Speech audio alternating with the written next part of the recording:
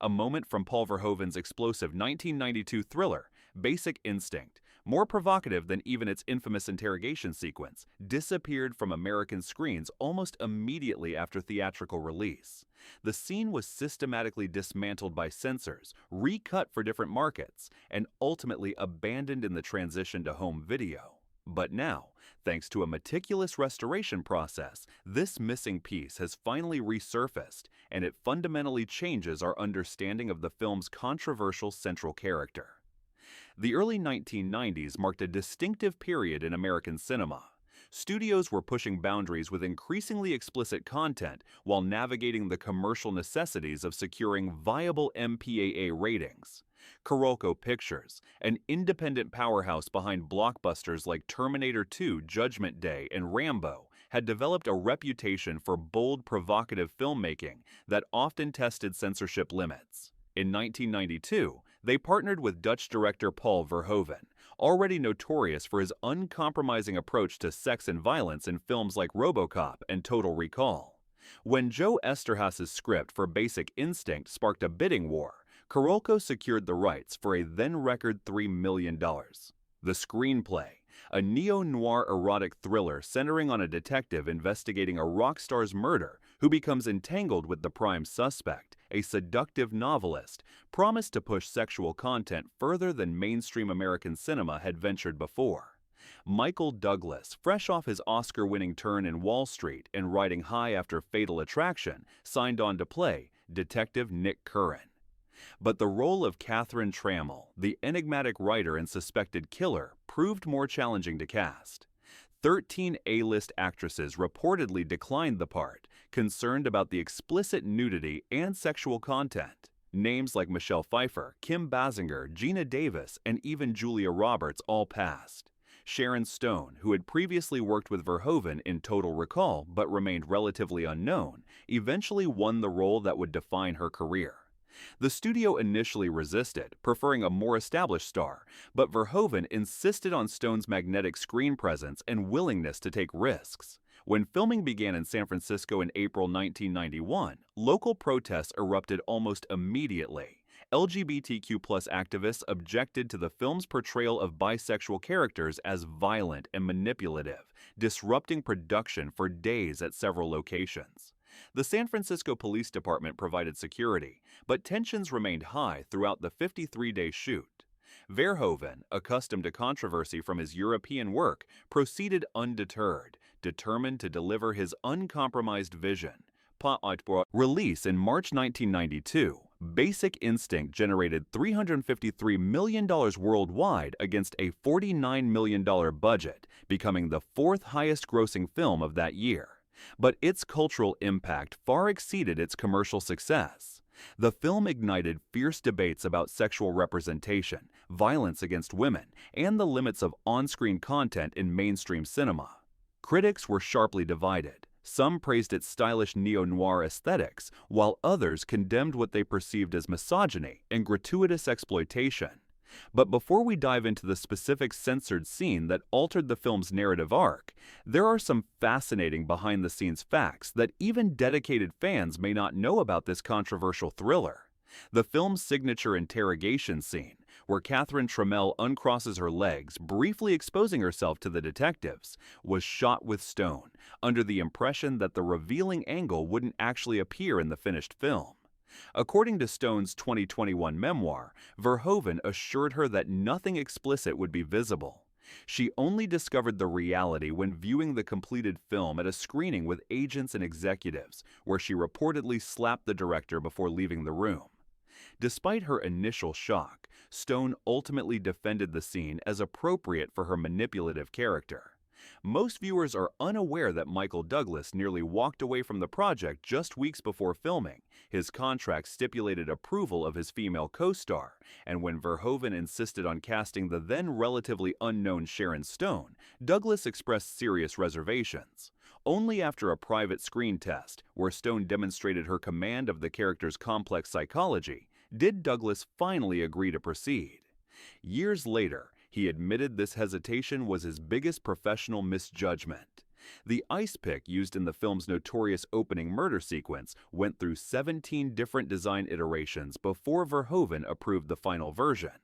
Prop master James Morrow created custom handles and blades of varying sizes and materials to achieve both the visual impact and practical effects required. The actual murder scene used 3 different specially designed picks, one with a retractable blade for close-ups, a rubber version for wider shots, and a weighted aluminum version for the sound effect of the weapon hitting the floor. Jerry Goldsmith's haunting score wasn't the original music intended for the film. Composer Georges Delerue initially recorded a complete soundtrack that was rejected just weeks before release. Carolco executives found Delarue's compositions too European and lacking the necessary tension. Goldsmith had just 10 days to compose and record an entirely new score, working around the clock with the National Philharmonic Orchestra in London. The rejected Delarue score wasn't released until 2001, when a limited edition CD revealed his more romantic, melancholic approach. The film's most explicit love scenes required extensive negotiation with the MPAA to avoid an NC-17 rating that would have limited distribution. The original cut submitted to the ratings board received the NC-17 designation with no specific guidance on required changes. Through an unprecedented series of 6 resubmissions and incremental edits, Verhoeven gradually identified and modified the specific moments the MPAA found most objectionable. This process created a detailed record of exactly which frames and sequences were considered beyond the threshold for an R rating in 1992. Basic Instinct's original ending differed substantially from what audiences saw in theaters. An alternate conclusion, shot over 3 days at considerable expense, showed Catherine Trammell falling to her death from a high-rise building after a struggle with Curran. Test audiences strongly rejected this definitive resolution, preferring the more ambiguous ending where her potential guilt remains unresolved. The alternate ending was believed lost until 2001, when it was partially restored for the DVD release, though significant portions of the footage remained missing. When the film aired on network television in 1994, NBC created a heavily edited version that removed not only explicit content, but also altered substantial dialogue. The network's Standards and Practices Department replaced over 100 lines, changing Catherine's occupation from novelist to journalist and removing all references to her bisexuality. This version ran 17 minutes shorter than the theatrical release and included several newly shot scenes with body doubles to replace nude sequences, creating what Verhoeven later called an unwatchable narrative disaster. Few know that Sharon Stone performed all her own driving stunts in the high-speed chase along the Pacific Coast Highway. Stone, who had received professional race car training for a previous film project that never materialized, convinced Verhoeven she could handle the White Lotus Esprit more effectively than a stunt driver. Insurance underwriters initially refused to approve this arrangement until Stone demonstrated her skills in a closed-course test, completing maneuvers that impressed even the film's stunt coordinator, Spiro Rosatos. The infamous lie detector test scene required technical precision that went far beyond typical filming. The production rented an actual polygraph machine and hired former FBI examiner Clarence Sears as a technical consultant. The physiological readouts visible on screen during Catherine's questioning are actually Stone's real responses, as she requested to be connected to the machine during filming to help achieve authentic reactions. The needle's movements when she delivers her provocative answers weren't special effects. They were genuine physiological responses recorded in real time. International versions of the film varied dramatically by country. The Japanese theatrical release contained nearly 4 additional minutes of footage deemed too explicit for American audiences. Conversely, the version that played in Saudi Arabia in private screenings, as public theaters were banned until 2018, ran 27 minutes shorter.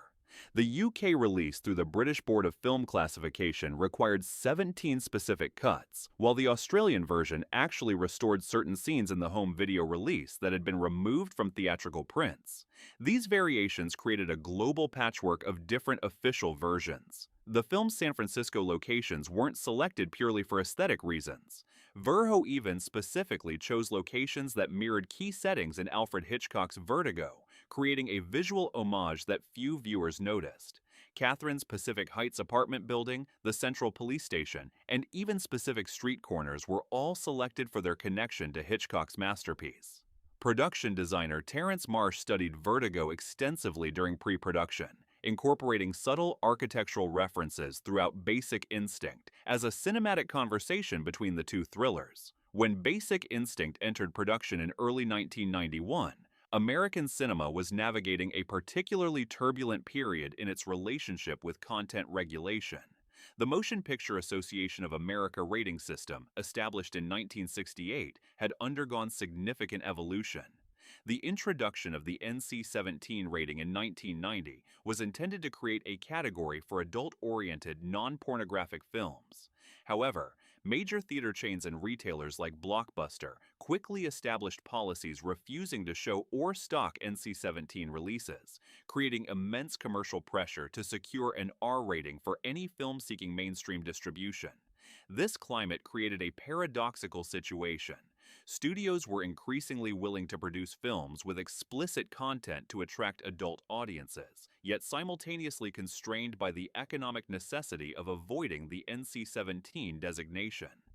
Filmmakers found themselves in constant negotiation with the MPAA's Classification and Ratings Administration, CARA, whose standards were notoriously subjective and inconsistently applied. According to Richard Hefner, who chaired CARA from 1974 to 1994, decisions often reflected community standards rather than specific guidelines, a nebulous concept that gave the board significant discretionary power. When Verhoeven submitted his initial cut of Basic Instinct in December 1991, the MPAA immediately assigned it an NC-17 rating. This triggered a protracted battle between the filmmaker and the ratings board. Internal Carolco memos, later published in a 1997 Premiere Magazine expose, reveal executives' frustration with what they perceived as a moving target of acceptability. The film contained multiple potentially problematic sequences, but the MPAA characteristically provided limited specific guidance about what needed to be changed. The board's primary concerns centered on the film's sexual content rather than its violence, a pattern consistent with American censorship's historical priorities. According to Joan Graves, who served on the MPAA board during this period, scenes combining sexuality with aggression or power dynamics triggered particular scrutiny. The board objected not only to explicit visuals, but also to the duration and intensity of sexual sequences, aspects that couldn't be addressed through simple edits of specific frames. While the MPAA represented the most immediate regulatory hurdle, Basic Instinct faced additional challenges from international censorship authorities, each operating under different cultural and legal frameworks. The British Board of Film Classification demanded substantial cuts to secure an 18 certificate. German authorities at the Freiwillige Selbstkontrolle der Filmwirtschaft raised concerns about connections between sexuality and violence. Australian censors initially assigned the film an R18+ rating, but required modifications to several scenes. These varied international standards created a commercial dilemma. Multiple versions meant increased production costs, but a single globally acceptable cut would require compromising Verhoeven's vision significantly. Carolco ultimately pursued a strategy of creating a domestic version for North America and selected international markets with alternative cuts for territories with stricter standards. Television broadcast presented an entirely different set of challenges. The Federal Communications Commission (FCC) regulations governing network television were considerably more restrictive than theatrical ratings. Major networks like NBC and CB expressed interest in licensing the film for broadcast, but their standards and practices departments identified dozens of scenes requiring modification. Unlike the MPAA, broadcast standards provided explicit, quantifiable guidelines about acceptable content, down to the specific number of seconds certain types of content could appear on screen. Throughout this process, one particular sequence became the focal point of censorship efforts across all platforms. While the leg-crossing interrogation scene garnered the most public attention and subsequent cultural reference, it was actually another scene entirely that faced the most consistent and aggressive censorship, one that would fundamentally change how audiences understood a key character. The scene in question occurs approximately 105 minutes into the film's theatrical cut. Following the intensifying relationship between Detective Nick Curran, Douglas, and Catherine Trammell, Stone, the sequence takes place in Catherine's Pacific Heights mansion. What begins as an intimate encounter gradually transforms into something far more disturbing, a meticulously choreographed psychological power struggle that reveals the true nature of Catherine's manipulation. The scene unfolds with Catherine initiating a sexual encounter, but maintaining complete control by restraining Nick's wrists with a white silk scarf, a visual callback to the murder weapon used in the film's opening killing. As the encounter intensifies, Catherine positions herself dominantly above Nick, who remains bound and increasingly vulnerable. The theatrical version cuts away at this point to suggest the completion of their encounter, but the censored footage continues for approximately 45 seconds. In this excised material, Catherine reaches beneath her bed and produces what appears to be an ice pick identical to the murder weapon and holds it above Nick during their most intimate moment. The camera captures Nick's expression, transitioning from pleasure to genuine fear as he realizes his complete vulnerability. Catherine holds the weapon poised above him for several tense moments before setting it aside with an enigmatic smile, leaving both Nick and the audience uncertain whether this was a genuine threat or an elaborate form of psychological manipulation. The significance of this sequence cannot be overstated within the film's narrative structure. It provides the clearest evidence of Catherine's sadistic tendencies and directly links her sexual behavior to the murder methodology established in the opening scene. Without this sequence, Catherine's character becomes more ambiguous, her potential guilt less certain. The scene essentially transforms the film from a whodunit with multiple possible killers to a psychological thriller where the primary mystery is not who committed the murders, but why Nick remains drawn to Catherine despite increasingly clear danger.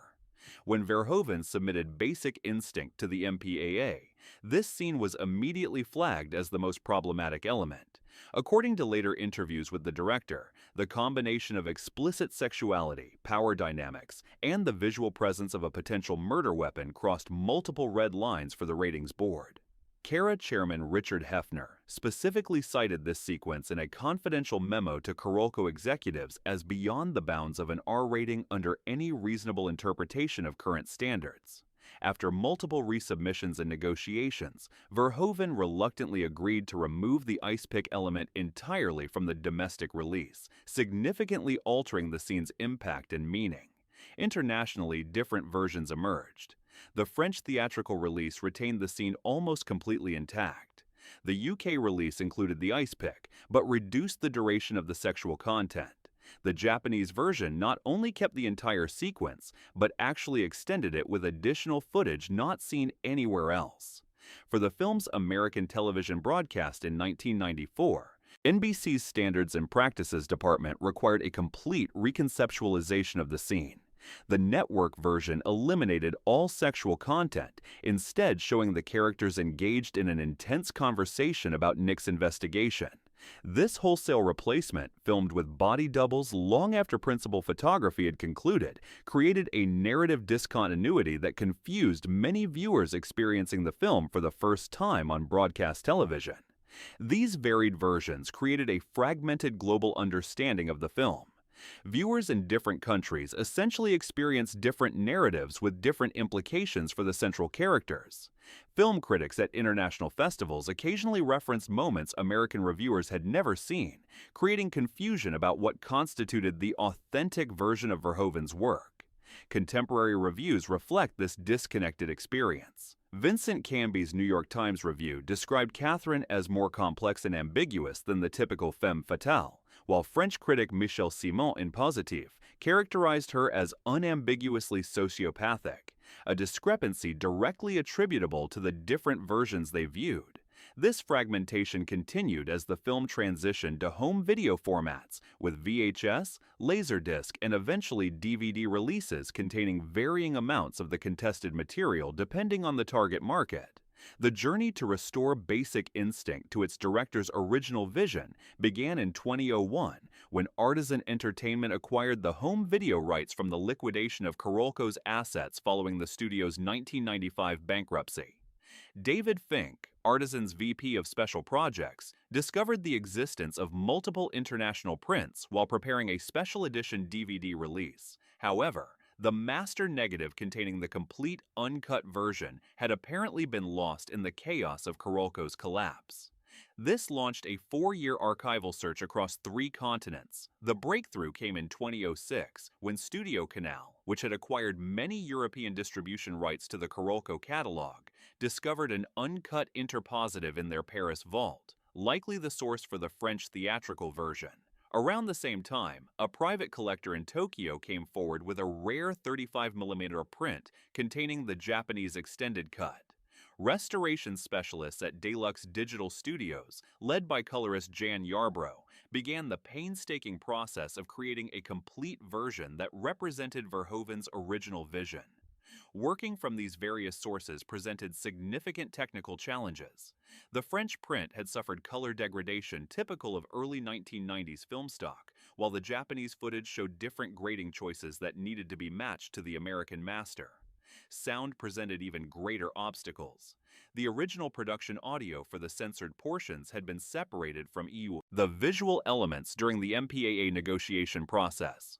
Fortunately, the original ADR, automated dialogue replacement recordings, were located in Iron Mountain's Hollywood storage facility, which had preserved many of Carolco's audio assets. These elements allowed sound designer Gary Rydstrom to reconstruct the sequence's complete audio mix at Skywalker Sound in 2016. The fully restored version debuted at the 2017 Cannes Film Festival as part of a special retrospective of Verhoeven's work. The director, then 78 years old, personally introduced the screening, calling it the first time audiences can see what I actually intended.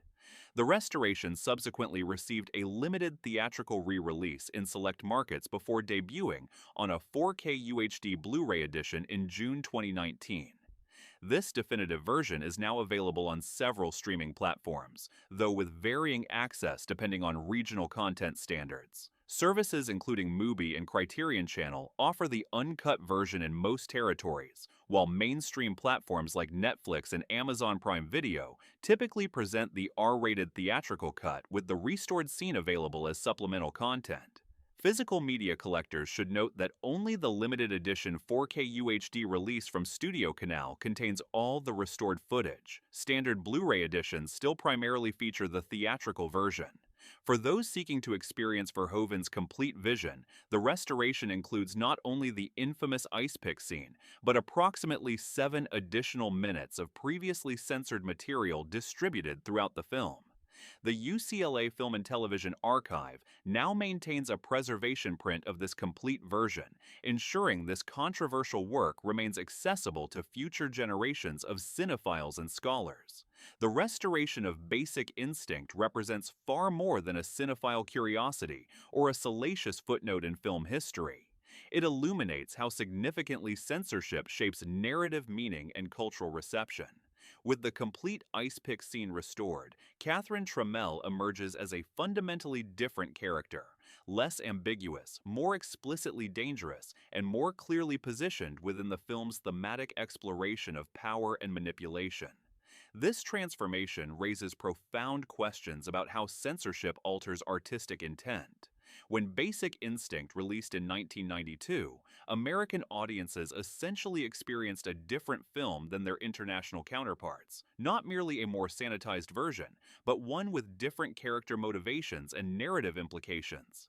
This fragmentation undermines one of cinema's greatest powers, creating shared cultural touchpoints that prompt collective conversation about complex themes. The restoration also highlights the often arbitrary nature of censorship standards. The MPAA's objections focus primarily on the ice pick scene's sexual content, rather than its violent implications, reflecting American media's characteristic comfort with violence over sexuality. International censorship bodies made entirely different calculations, each reflecting their culture's particular taboos and tolerances. These inconsistencies reveal how content regulation often says more about the regulators than the content itself.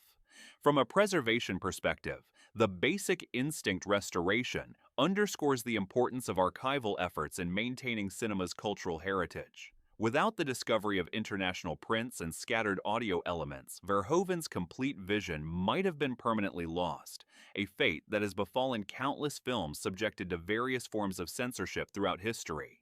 The digital restoration ensures future generations can experience the director's intended work, whatever their judgment of its artistic merits might be. Perhaps most importantly, the restoration allows contemporary audiences to reconsider the film within its proper historical context. Basic Instinct emerged at a pivotal moment when American cinema was negotiating the boundaries of mainstream sexual representation. It pushed those boundaries further than most of its contemporaries, triggering both backlash and imitation. Understanding Verhoeven's complete vision helps clarify the film's position in this cultural conversation, not merely as a provocative thriller, but as a deliberate challenge to American attitudes towards sexuality, power, and gender. As we continue to navigate evolving standards around representation and content in our increasingly global media landscape, the story of Basic Instinct and its censored scenes serves as a powerful reminder. Artistic works are cultural artifacts that deserve to be preserved in their authentic form, even, perhaps especially, when they challenge our comfort zones. The restoration doesn't demand that viewers approve of Verhoeven's choices, but it does allow them to engage with what he actually created, rather than a sanitized approximation shaped by the particular anxieties of a specific cultural moment. In that authenticity lies the true power of cinema to provoke, disturb, and ultimately illuminate the complexities of human experience.